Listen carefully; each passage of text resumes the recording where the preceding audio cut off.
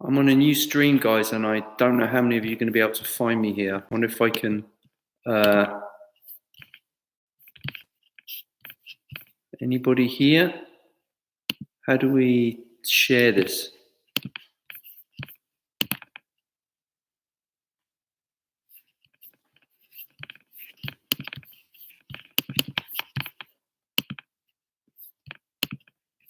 Three of you have found me. Well done. I'm back. Hello.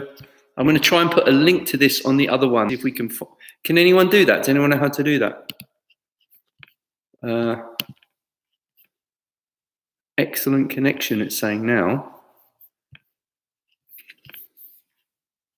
I think I'm back. Has this come on the same stream, or did you guys have to find something else? Can you hear me? Has this come back on the same stream, or did we have to find a new page?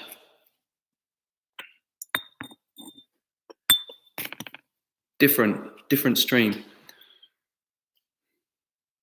Okay, would be really useful if somebody could copy this the link to this stream and paste it on the other page. We'll start in a second.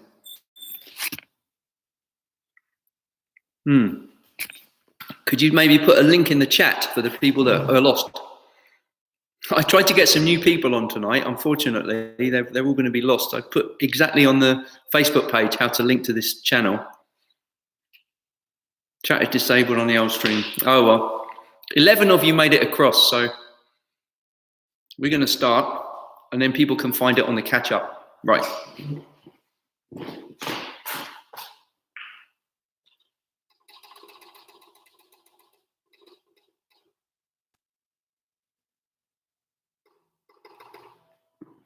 Okay.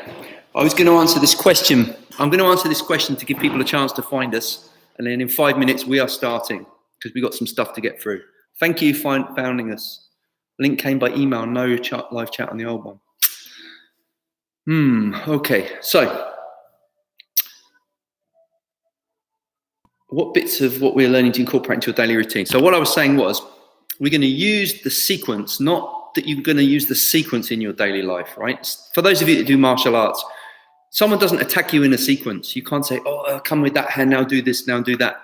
It's not that, it's conceptual. You're learning a certain principle, a certain way of moving, or a certain way of being, a certain way of standing, and a certain way of standing in relationship to gravity, to your own posture, and then eventually to an outside, either opponent in martial art or some energetic relationship, okay?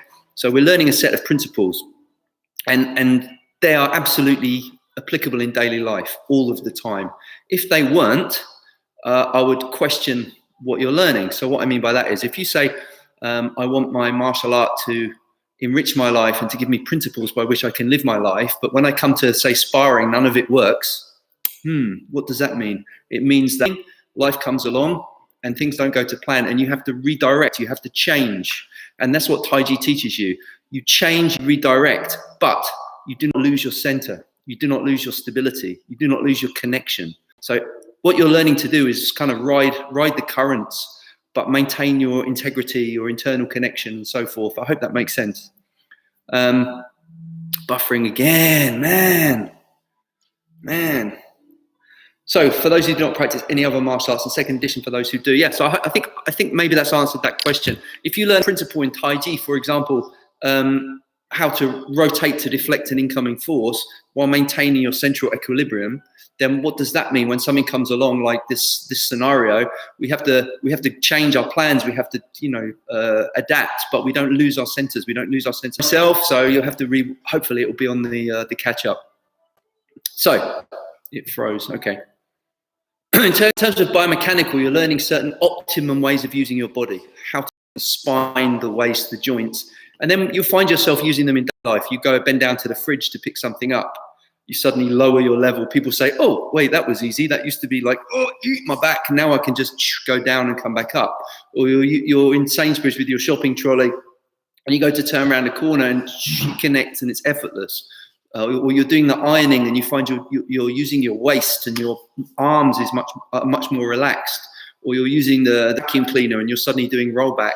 And so, yeah, all of these movements, you'll find yourself using them spontaneously. And that's when you know you've internalized the principles of it.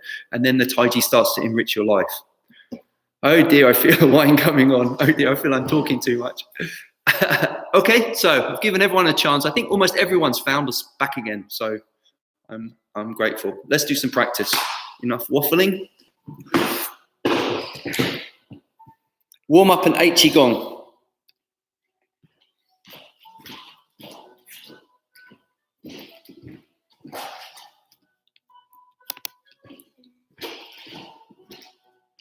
Okay, wrists, elbows,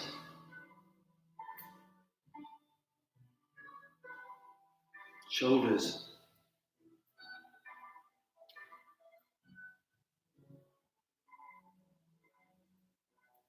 knees.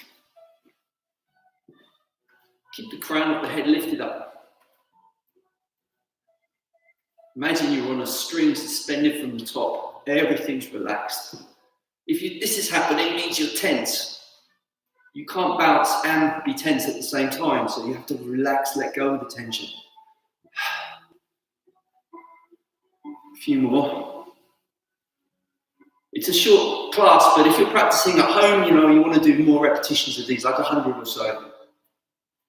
It takes a couple of minutes, but you'll warm up much better and you'll loosen off. Okay, the same thing with the basketball. My teacher used to do a couple of hundred of these. It's 5 minutes. So, this way. And this really does warm up the shoulders and the upper back. But it takes, as I say, it takes a few before you start to loosen off.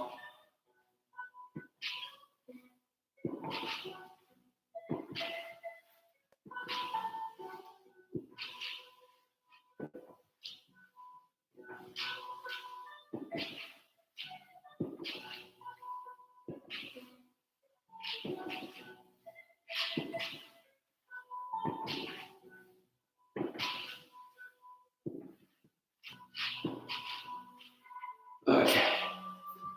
Now, for the neck, drop your chin. We're going to do a stacking exercise. You're going to pull your chin in, and you imagine you're stacking the vertebra from base, the lowest one in the neck, one, then the next, then the next. So when you get to the top, your chin is pulled back strongly, and you're pulled upwards. Now, maintaining that stacking feeling, turn your head to the left.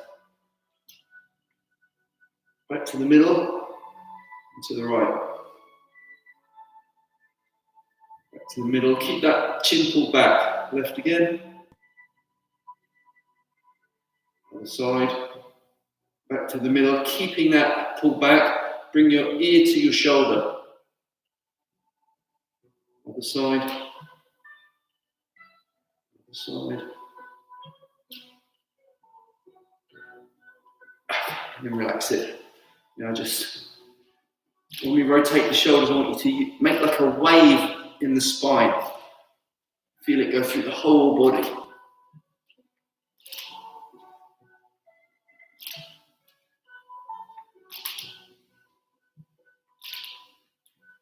Gradually make the movement bigger in the shoulders as they get warmed up.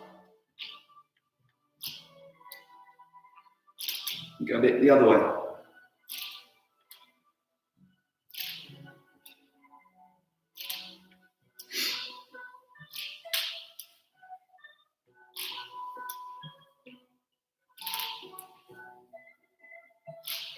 Okay, to the waist. Keep the head fixed in one position, and the hips draw a circle, go right around the clock.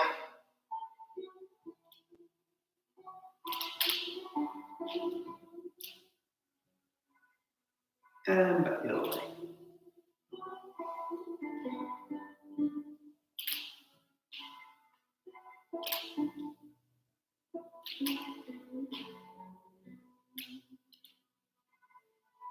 Imagine if you're going around the clock that you're not missing any numbers out.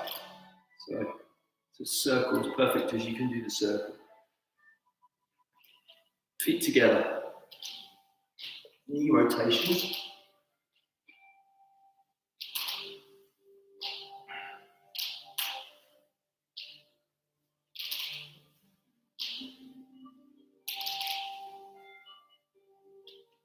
change direction.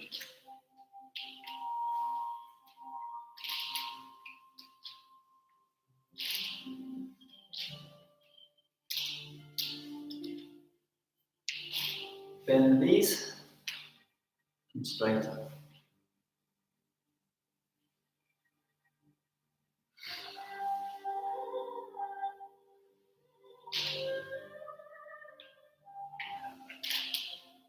Okay, that was a very minimalist one today. We'll go straight into the Qigong, okay? Step out with your left foot.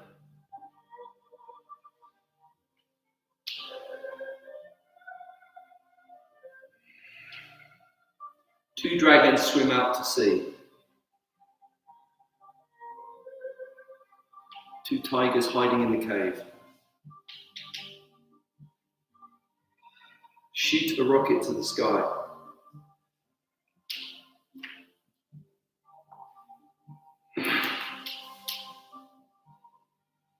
Searching the bottom of the well.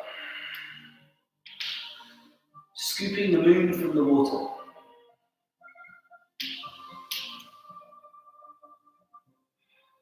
Lifting the head, pressing the sky. 3 levels falling to the floor. And then picking up a goat. And repeat.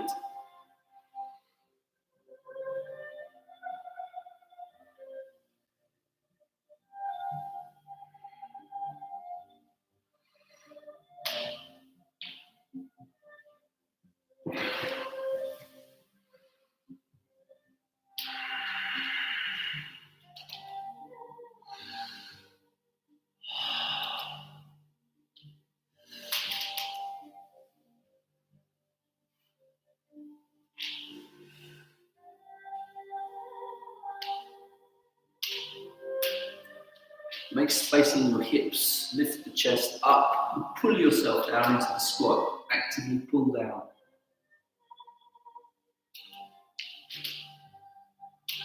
Last one. Go a little bit further, reaching.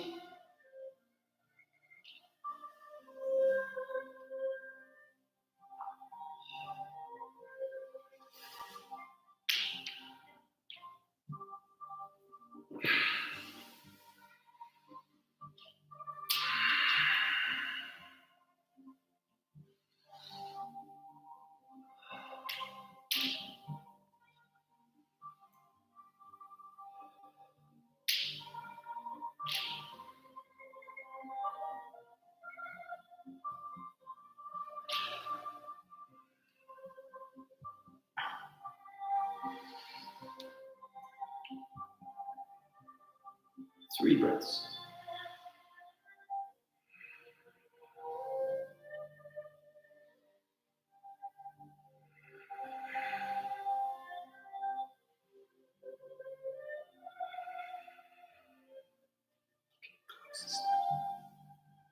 Okay, we're going to go straight into the Tai Chi form now.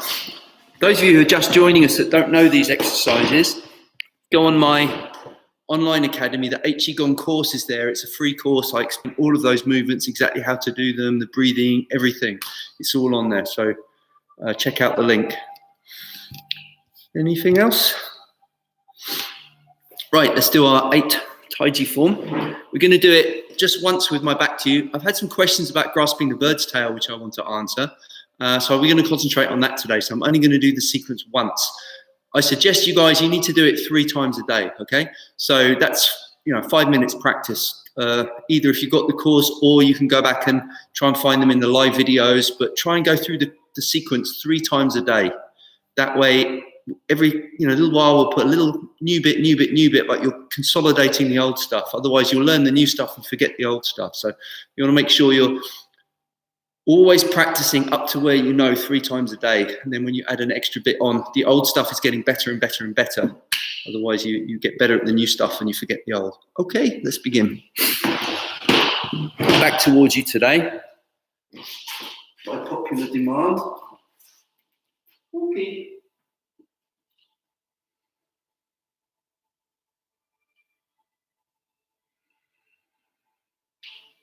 Commencing 4.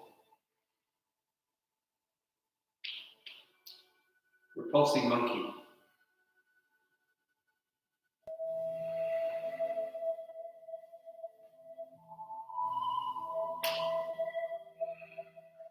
Brush knee and push.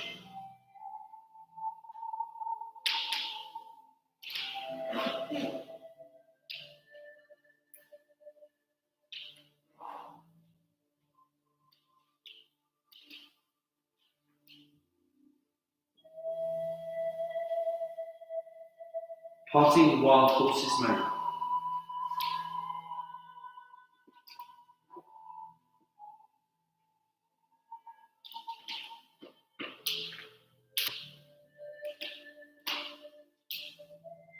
Wave hands like clouds.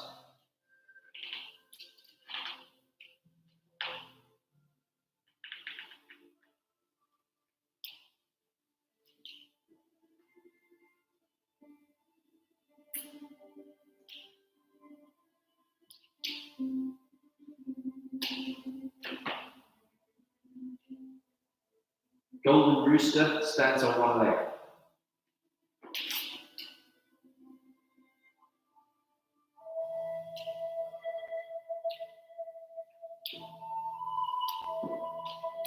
Kick with heels.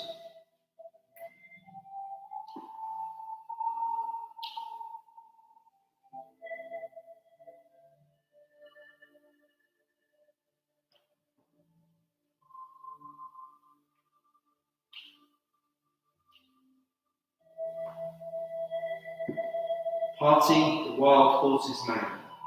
Sorry, grasping the bird's tail. My mistake. Hold the ball. Turn. Step. Ward off. Turn the waist. Roll back. Next part we haven't learned yet. We're going to skip to the other side. Hold the ball. Turn the waist. Step. Ward off. Roll back. Okay, just step up. Equalize the weight. Come up gently. We're going to break that last part down in detail in a moment, so don't worry. And we're going to fill in some gaps. But apart from that very last piece, is there any questions? Apart from the very last piece, which I'm going to work on now. Any questions, please write them in. Otherwise, I'm going to carry on from there. Specifically working grass bird's tail tonight. It says we have 31 online. One thumb up, one like. 30 of you. Drop me some likes, guys. Cheer me up. Before you do the heel kick, do you pause? When you say before I do the heel kick, you mean when the knee comes up? Not necessarily. Breathing in. So sometimes the pause is just to accentuate the balance, but later it's just a flow, just continues. Yeah. Any other? Oh, you got some likes, see? Social validation, it's cheered me up. Yeah, hope that answered that question. Any other questions? 13 out of 30 of you like me. Okay, well, that's not bad, you know. 14, so still more of you dislike me, but, you know. Okay, thank you. I'll show you the next bit once more of you like me than dislike me. 14.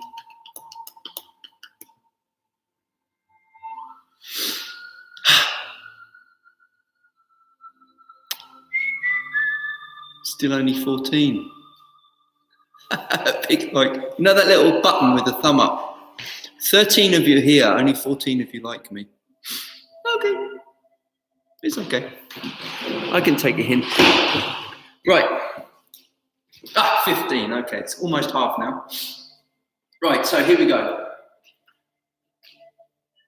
We're going to hold a ball and sit down. Step, heel. Shift the weight. Ward off. Now, I don't know if you can see this.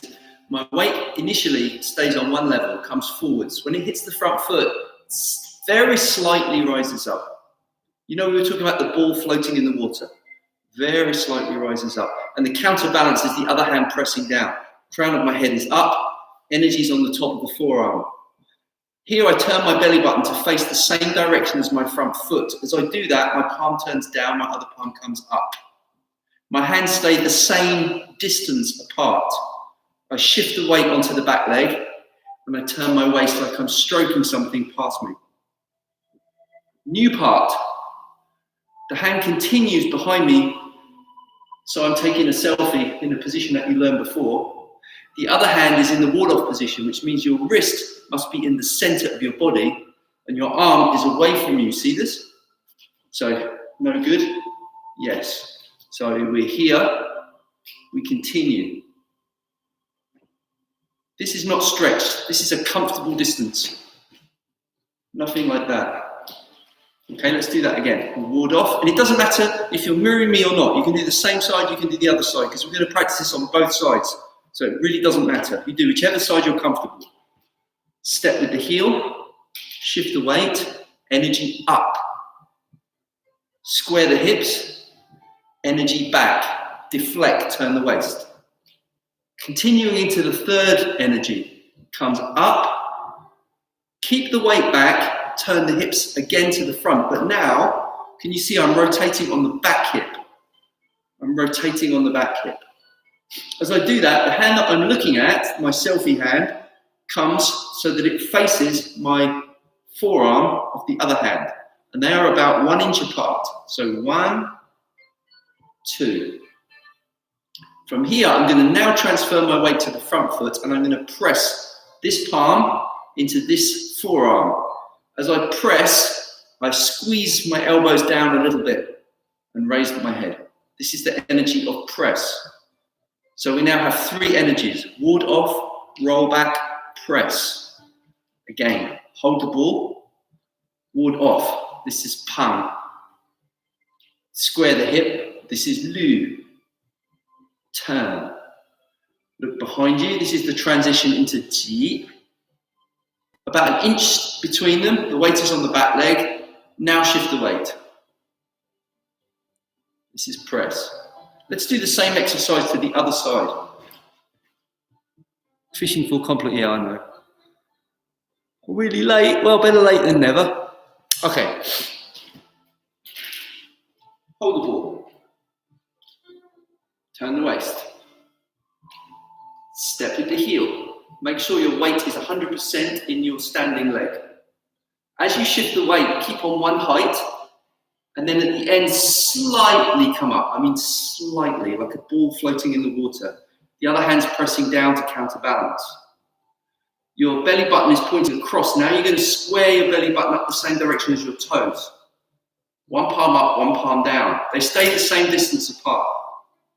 This is holding onto an opponent's wrist and elbow as you stroke back.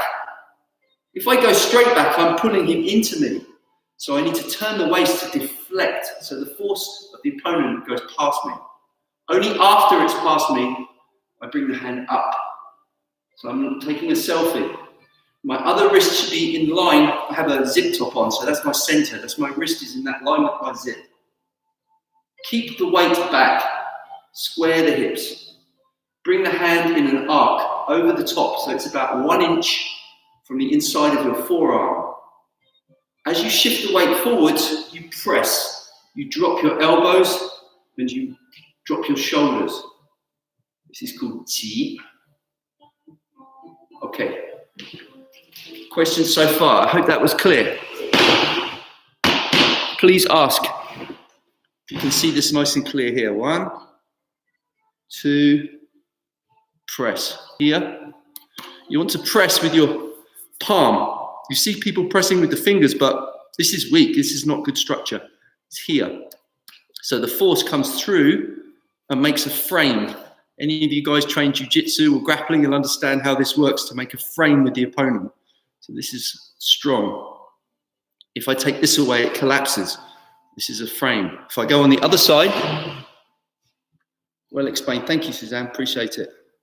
Same distance apart, stroking, deflect, wrist in the center, because that way I still have my ward-off energy. I don't collapse.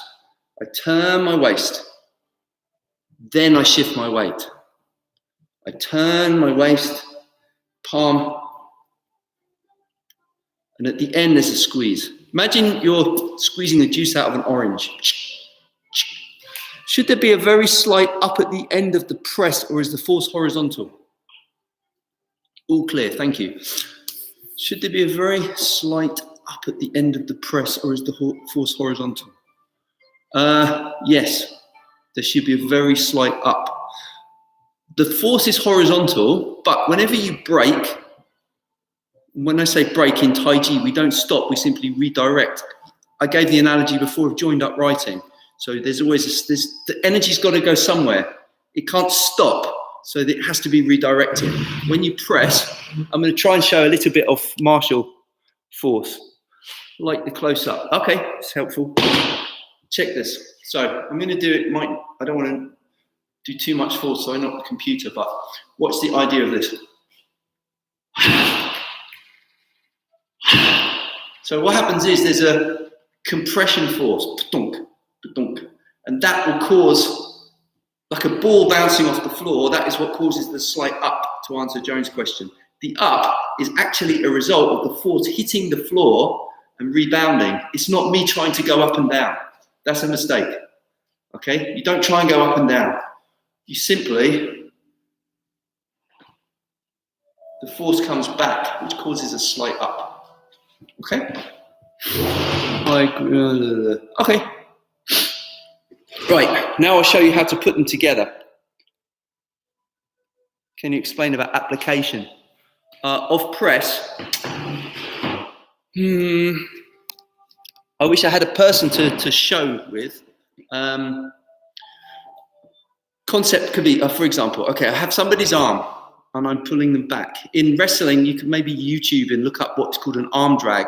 That's where you're pulling the person back. Okay, and I'm dragging their arm. Now, it's natural if I pull somebody that they pull back, right? If you've got someone that's strong. So I use Bob. Bob's dead. I don't have Bob anymore. Sorry. I broke him. I killed him. So when I drag an arm, it's natural. You pull someone, they'll pull back, right? If they don't, then they go. So if I pull your arm and you go face down, what they call face plant, right? So I pull you down, maybe you pull back. It's natural. Somebody who's strong will pull back. So if I suddenly reverse direction and reverse the force, as you pull back, suddenly my force changes and I add my force to your force. So my frame comes in and I'm adding my force into your body, okay? This can really crack some ribs and do some nasty things. But I don't know if you can see the idea. You're rolling back. The person's pulling, you're changing direction, you're following, and then you're adding your own force to it. I hope that makes some sense. If I had a person, I could show you in a kind of a practical way, but this is conceptual. When you do Tai Chi, you're not trying to look like you look in a real fight. A lot of people say, I've never seen Tai Chi, in a real fight, or they say, that's not Tai Chi. It's because in a fight, it doesn't look like the form. The form is concept-based, okay? Then in application, it has to be spontaneous. Okay, let's look at this. Please follow me.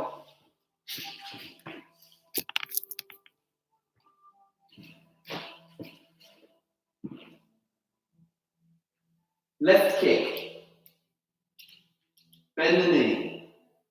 Lower down. Hold the ball. Turn the waist. Empty step. Shift. Ward off. Square your hips. Roll back. Turn. Eyes follow your left hand back. Keep the weight back. Line your center up with your front foot first, then shift the weight and press.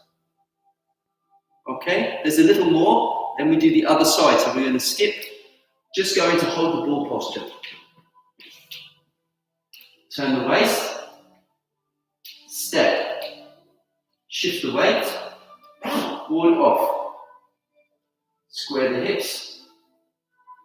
Left is down, right is up. Keep the hands the same distance apart. Shift to the back leg.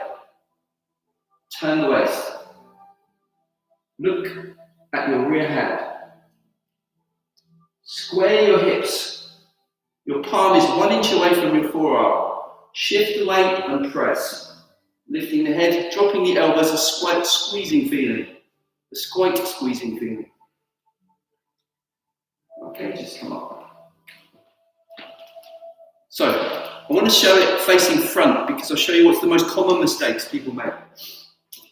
I can't see you, but I've taught a lot of classes over the years, so I kind of know what people do. So, the biggest, or one of the biggest ones, I'll do it this way. One of the biggest ones is to tightrope walk. In other words, the foot's coming here. You need to be here, right? This is important. Now, see how my hips are going off the other way. Here, weight is, your knee is in line with your big toe. Turn. One palm up, one palm down. Keep the same distance apart. From this angle, you can see what my hips do. So I come back, come back, come back, and I turn. Now, I'm not all the way back. I do not make an empty stance. The majority of my weight is back, but my front foot is feeling of pushing into the ground rather than an empty stance. So there's energy into the foot, but I'm not resting my weight into the foot, okay? Pum. Lu. Look back. See where my hand is? Not way back here. To the front. Now my palm is 1 inch, so it's not making contact. I shift the weight, and at the end I make contact, and I squeeze my elbows. Okay, you can do it the other side. Hold a ball. No. Yes. So there's that space. Pum. I'll explain this in a moment, but my body is not square. Turn. Lu. Turn. Selfie. Middle. Deep. Press. How's that? Questions? Anything not clear? Adding that new part. Thank you for clarifying the feet. You're welcome. Anything else you need clarifying? Anything else that's not clear on that? Pung, Lu. There's various sizes of Lu, right? To Ji. Sometimes it's done very small. This is big. And they have different applications. But it's nice to do the big movements in the Tai Chi for your health and for opening and closing your joints, okay, for your stretching. Well, not exactly stretching, but using your whole range of motion. Sometimes the fighting stuff is more intricate, it's smaller, because you have to be sneaky. But if you can get the movement first, big, you understand the feeling, then you can internalize it, and then you can manifest it quite small. All good. And it's not, some people say, oh, big circle Tai Chi is only for health, small circle is for fighting. Not true. Both have application, but different application. If you're fencing in an Olympic foil, you know, the fencing competition, you need to use small circles. If you make a big circle, you'll get beat. But if someone attacks you with a baseball bat, you can't use small circles. You need to use big circles to defend it. Yeah, my Sifu is very much like, in a self-defense, the people punch, it's crazy. They don't use very technical, so you have to use big circles. So people say big circles not practical is incorrect. Both is right. Where on the forearm is the ideal contact point? It's coming here and it's rolling up, so there's a rotation. There's a kind of a screwing point. It's going to be close to the wrist. It's in line with the center, and then it rotates, so it's somewhere around here. If it's slightly off, it still works, but not too much, so it wants to be around this area. Or do you mean for the press? That was for Pung. For Ji, the contact point is, there's an acupuncture point here, in between the bones of the forearm, there's a space here. And you're going to use the inner gate point here. So when you use if you want to get really technical, Lao Gong point, Nequan point. This is the motion. This is the it's structurally sound. Okay, I know it sounds very esoteric when you use points, but it's structurally sound. For the press, yeah. So the contact point is a couple of inches inside the wrist. But again, okay, look, in fighting, the contact point is where you'll understand that when you apply it, it's not going to be about what's the ideal, right? The form is the perfection of the concept, but the fighting is not. People think it looked like a movie, but it doesn't. Any other questions? How are we doing for time? Oh, we are late. I know we had some technical issues. Do people want to still want to do 5 minutes standing meditation to finish, or should we call it there? You're cool, guys. We can vote for it. Standing meditation. Okay. Anyone else? I think yesterday was the third day that we did 5 minutes standing, and people said it was starting to get easier. So meditate. Okay, great.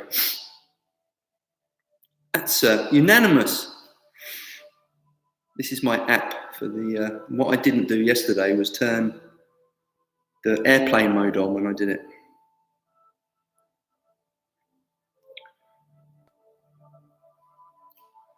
Okay, great. I need to turn it back to 5 minutes because I had it set for my practice this morning, and if we copied that, we'd be here for a while. So, okay. A little standing meditation will be good. We're just going to do 5 minutes, guys, okay?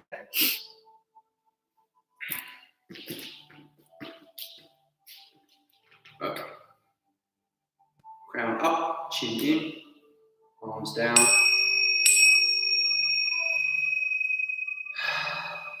Step out.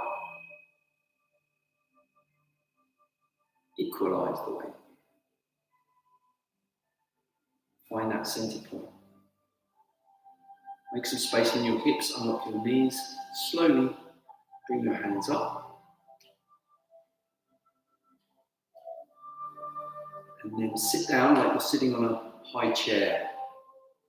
Bending your knees but keeping your back straight. Don't stick your bottom out.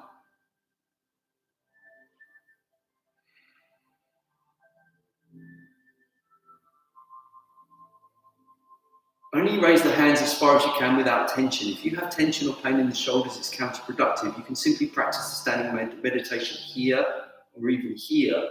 It's what position you find most relaxed. Think of stretching the crown up to the heavens. And I was talking yesterday about a pebble dropped in a pond, so we have ripples spreading out in all directions. Expansive energy. If you're fitter or younger or stronger, then you simply sit lower in the step. But never to a point of strain, okay?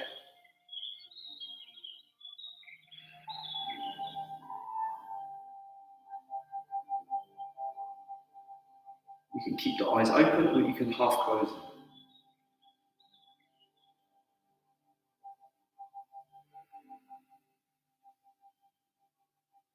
Just release all of the tension. Helps if you smile as well. You guys are way too serious. When you smile, you relax. Relax the muscles.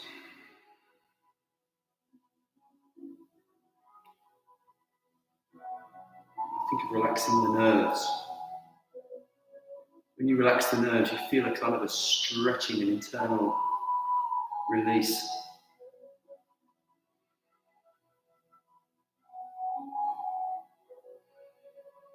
Go even deeper. Relax right into your bones.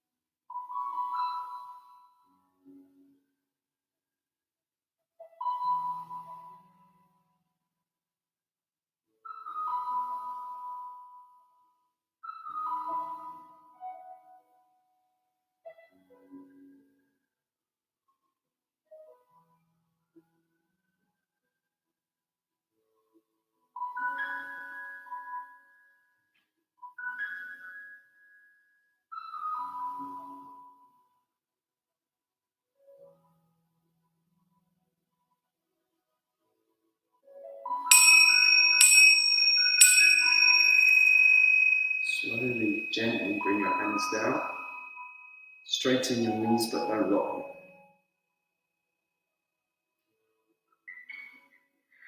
Make some space in your armpits here. Probably feel the hands full of energy. Just bring the palms so they face towards each other at the level of the lower abdomen. And as you breathe in, your hands separate. As you breathe out, your hands gently move closer together. Pay attention to the sense between the hands. Breathing in.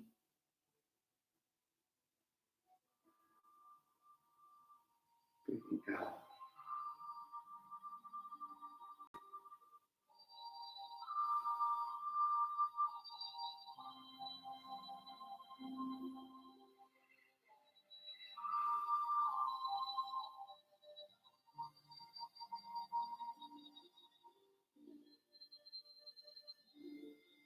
Here, bring the energy in.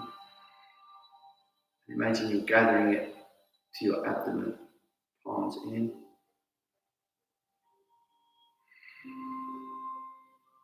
Absorbing it. Okay.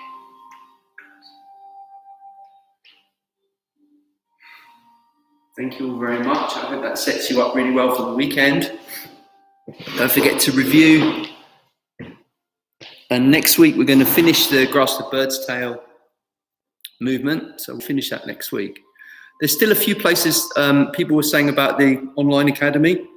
I've had a good response. Lots of people want me to start that. It's probably going to be next week. And I did say I'd hold a special discount price for the first 50. We've had about 40. So if any of you guys are listening and want to put your name down for that, check your email folder. You should have got an email. And if you want to put your name down, do so. Otherwise, have a lovely weekend. I'll put links and everything under this video, and see you guys on Monday. Thank you very much. Taika again.